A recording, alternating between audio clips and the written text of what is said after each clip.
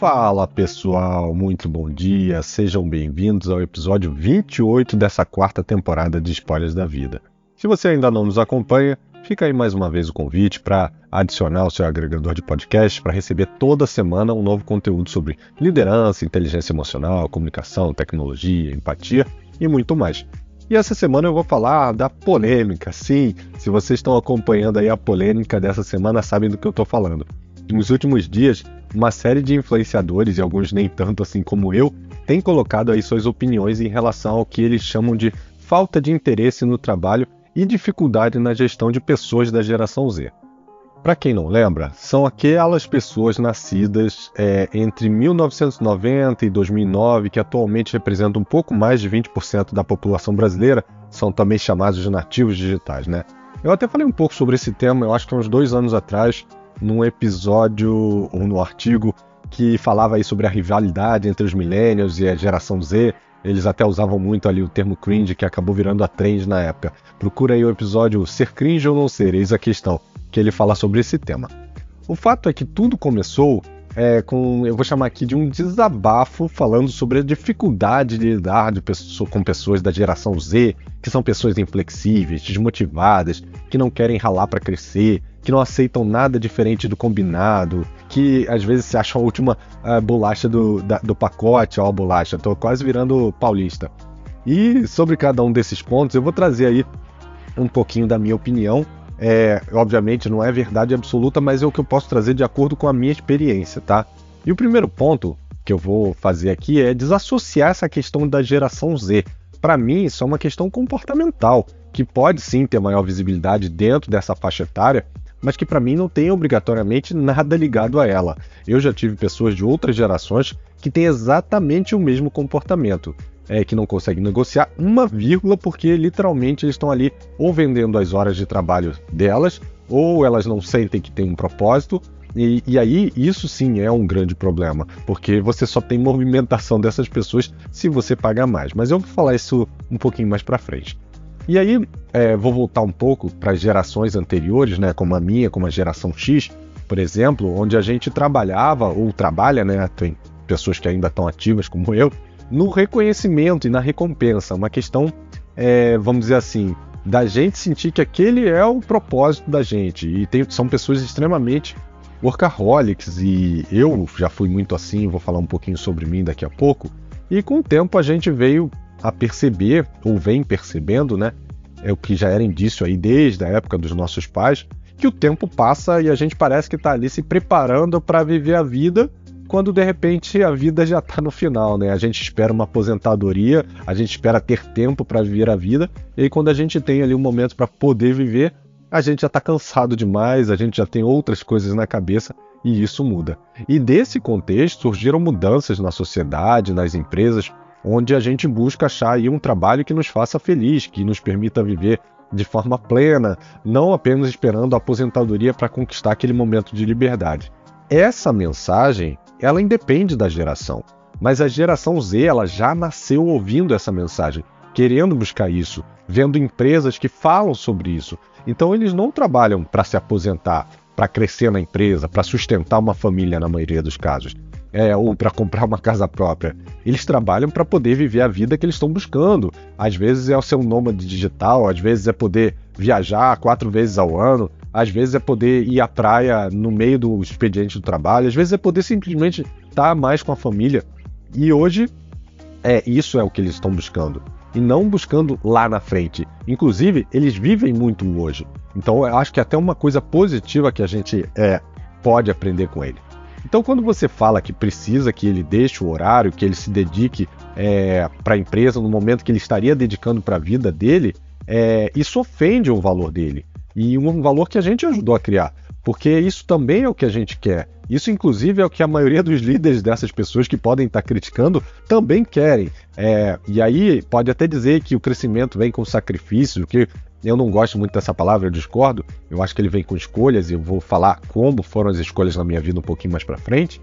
E muitas vezes, quem está liderando, ele também tem um viés cognitivo de buscar pessoas que sejam iguais a ela. Então, se aquela pessoa que está liderando, ela tem um comportamento de que é workaholic, de que precisa ficar no trabalho, e ela entende que aquilo é um reconhecimento dela, ela vai querer isso também. E não necessariamente é o que a outra pessoa quer. Nós somos diversos, nós somos indivíduos diferentes, com valores e crenças da nossa vivência que moldam os nossos comportamentos. Ah, Bruno, beleza, mas você então acha que isso é legal? Então, eu acho que tudo são escolhas, como eu falei. Durante muito tempo da minha vida, eu quis ter status, eu quis juntar dinheiro, eu quis ter um salário bom, um cargo bom. E eu não vejo nada de errado nisso não, tá? Eu acho que os motivadores eles são individuais. O meu vai ser um, o seu vai ser outro. Inclusive, eles vão mudando ao longo do tempo durante a nossa vida. Mas com isso, eu era workaholic e eu consegui realmente muito do que eu buscava. Eu comprei meu apartamento, meu carro, eu não tenho dívidas aí, né? E eu conquistei muitas viagens, coisas que naquela época era realmente o que eu buscava.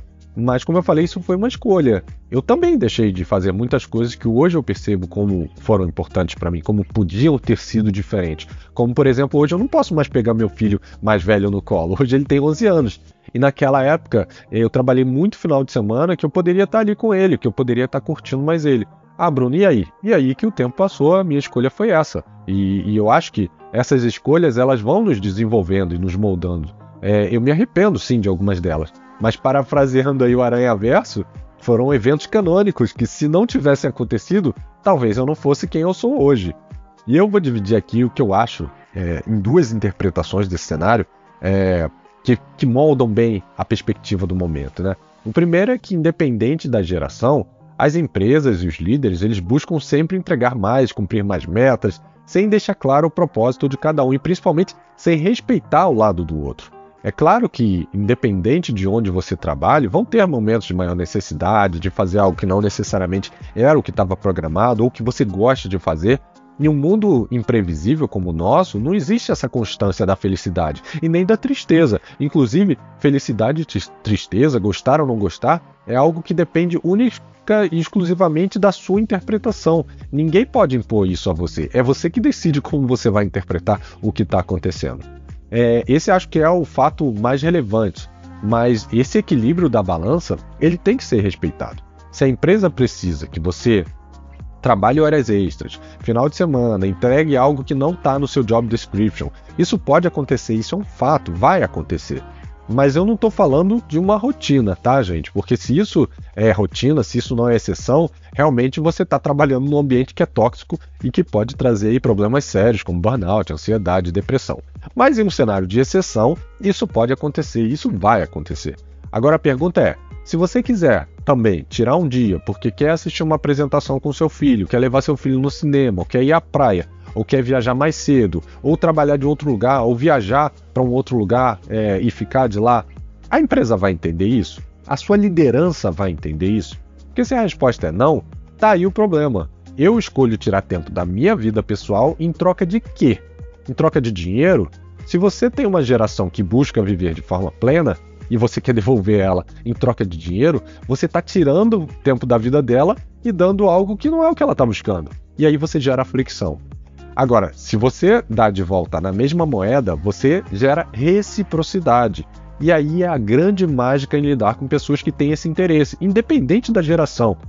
É pessoal, isso é uma forma de respeito, é uma forma de empatia, é saber lidar com a necessidade do outro. Se você não pode dar o que o outro precisa, também não pode pedir que ele dê a você o que você precisa. É simples assim. Mas temos também, como eu falei, dois cenários, né? Que são as pessoas motivadas apenas pelo interesse financeiro. E sim, existem muitas pessoas assim, independente da geração também. E nesse caso, time is money. Só tem um jeito de lidar com essas pessoas, que é pagando mais. Ah, mas o cara não quer crescer no sacrifício, ele quer crescer na tranquilidade. Essa palavra do sacrifício, além de pesada, ela não reflete a realidade. Novamente eu volto aqui para a palavra escolha. E olha como a gente tem várias escolhas aqui. Se o comportamento dessa pessoa não é o adequado, dá feedback, entende qual é a motivação, veja se faz sentido para você investir nessa pessoa, na motivação dessa pessoa. Caso não faça, se prepara para substituir. A escolha de manter ou não é sua. Você pode botar uma outra pessoa. Simples assim. Ah, simples assim? Sim, é simples assim.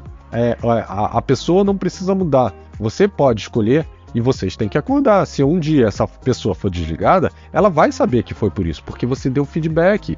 E tudo bem. O que não pode acontecer é você desligar sem essa pessoa nunca ter passado por um feedback e saber que isso era um problema ou que a expectativa era diferente. O mesmo vale para a pessoa. Se você está buscando algo que a empresa não consegue te dar, busque outra. A escolha de estar ali também é sua. A balança sempre tem que estar equilibrada.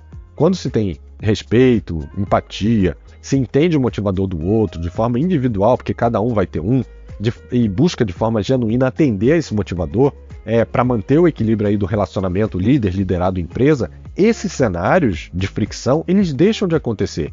E eu falo isso porque esse é o cenário que eu vivo. Eu nunca tive nenhum desses problemas com geração Z. Muito pelo contrário, eles são os que mais se dedicam porque eles sabem que não é todo lugar e não é toda liderança que vai trazer aí esse respeito, esse equilíbrio, que vai buscar e entender os motivadores dele, que vai saber negociar dessa maneira. E principalmente que vai entender o estilo de vida do outro, porque é o estilo de vida dele. A gente só tem que achar esse equilíbrio. Então eu acho que o grande aprendizado dessa discussão é que a gente precisa achar o equilíbrio. Não adianta querer só de um lado, a empresa quer, tem que ser do jeito que a empresa é, ou do outro lado, não, eu tenho que ser inflexível, eu não posso fazer porque eu não posso ceder. Os dois lados têm que ceder, mas eles têm que ceder num relacionamento que seja ganha-ganha. Aí sim, isso vai dar certo. Aí sim vai ter o respeito. Independente da geração, né, gente? Isso não tem nada a ver com geração. Talvez essa geração só tenha percebido algo que a gente demorou mais tempo para perceber. E a mensagem de hoje foi essa, pessoal. Espero que vocês tenham gostado. A gente se vê semana que vem. Espero que sem muitas polêmicas. Um abraço e até lá, pessoal. Se curtiu, deixa aí seu comentário, deixa o seu review, compartilha esse conteúdo. Um abraço. Tchau, tchau.